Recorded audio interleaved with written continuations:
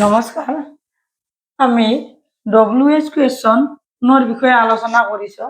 আজি WH কুৱেশ্যনৰ part 4ত হুজ শব্দটোৰ বিষয়ে আলোচনা কৰিবলৈ ওলাইছোঁ।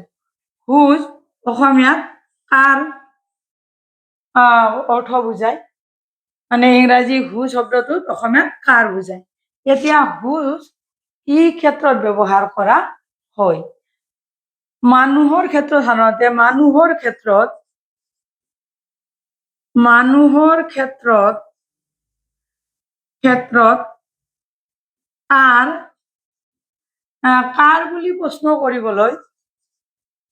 কাৰ বুলি প্ৰশ্ন কৰিবলৈ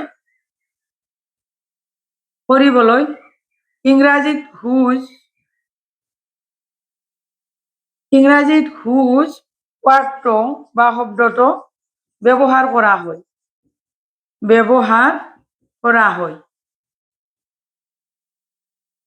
হয়। মানে যদি মানুহৰ ক্ষেত্ৰত, ব্যক্তিৰ ক্ষেত্ৰত আমি কিবা বস্তু বা কিবা সম্পৰ্কত কাৰ বুলি আমি প্ৰশ্ন কৰোঁ, তেতিয়া আমি এই হুজ WHOAC এই হুজ ৱাৰ্ডটো আমি ব্যৱহাৰ কৰোঁ। উদাহৰণ দিলে ভালদৰে আমি বুজি পাম। উদাহৰণস্বৰূপে ফৰ এক্সাম্পল বা যেনে, সাধাৰণতে যেনে বুলি কওঁ আমি অসমীয়াত, যেনে হুজ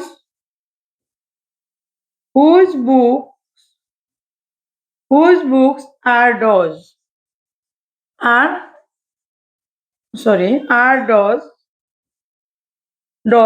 বা হুজ বুক ইজ ডেড।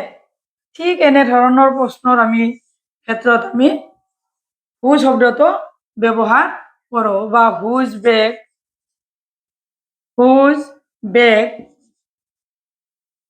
হুজ বেগ ইজ ডেড।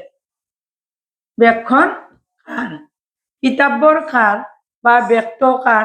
ঠিক এনেধৰণৰ আমি কাৰ বুলি সুধিবলৈ আমি এনেধৰণৰ হুজ শব্দটো ব্যৱহাৰ কৰোঁ। নতুবা আমি এনেধৰণেও আমি ক'ব পাৰোঁ।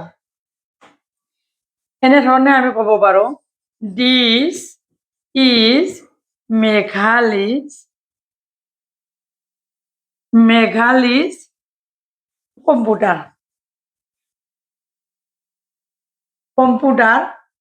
This is Meghali's computer whose is dead.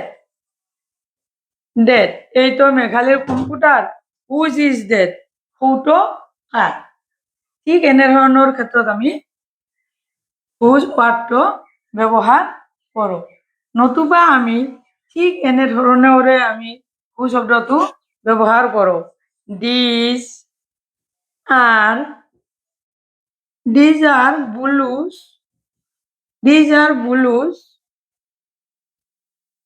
photos whose are those. ঠিক এনেধৰণে আমি WH কুৱেশ্যনৰ হুজ ৱাৰ্ডটো আমি কুৱেশ্যন কৰাৰ ক্ষেত্ৰত ব্যৱহাৰ আমি কৰোঁ। মুঠতে আমাৰ মানুহৰ ব্যক্তি কাৰ বুলি সোধাৰ ক্ষেত্ৰত আমি এনেধৰণে হুজ শব্দটো ব্যৱহাৰ কৰোঁ। মোৰ চেনেলটো ছাবস্ক্ৰাইব কৰিব, মোৰ ভিডিঅ'টো লাইক কৰিব, কমেণ্টছ দিব আৰু শ্বেয়াৰ কৰিব বুলি আশা কৰিলোঁ।